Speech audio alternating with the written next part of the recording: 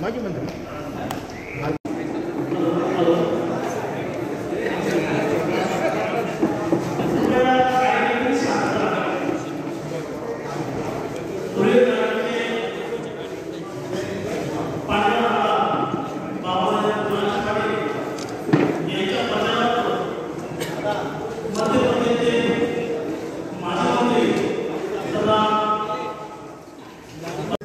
निवडणुकीला सामोरे जात आहेत आणि जशा प्रकारचं वातावरण लोकसभेला निर्माण झालं होतं आणि लोकसभेला ज्या 48 पैकी 31 जागांवरती आपण महाविकास आघाडीने विजय संपादन केला तशाच प्रकारचं वातावरण हे विधानसभेला सुद्धा आपल्याला सर्वांना बघायला मिळत आहे।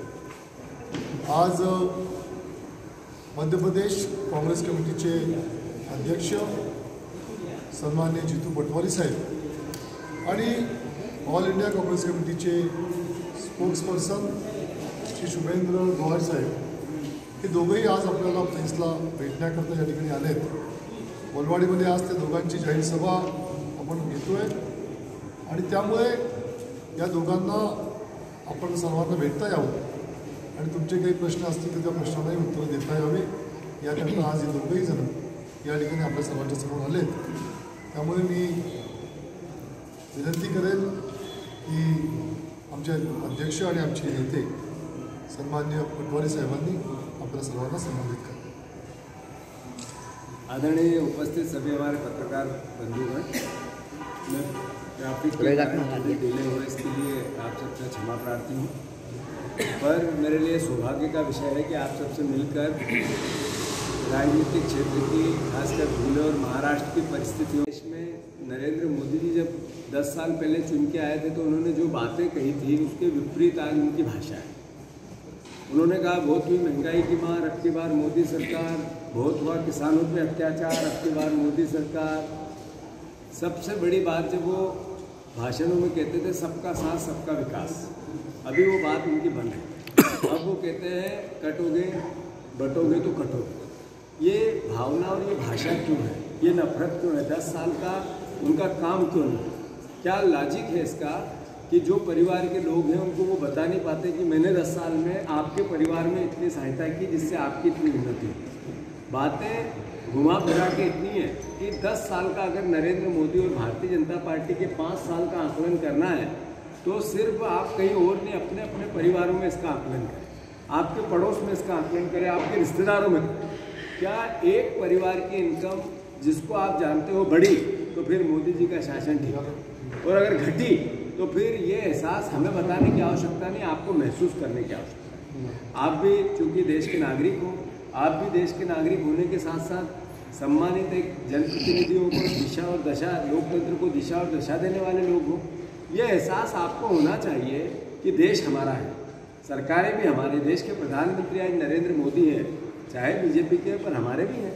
पर क्या 10 साल में नरेंद्र मोदी ने पहले चुनाव में जो वादे किए थे, देश के सामने जो एक दृष्टिपटल दिया था नया भारत, क्या वैसा नया भारत बन रहा है?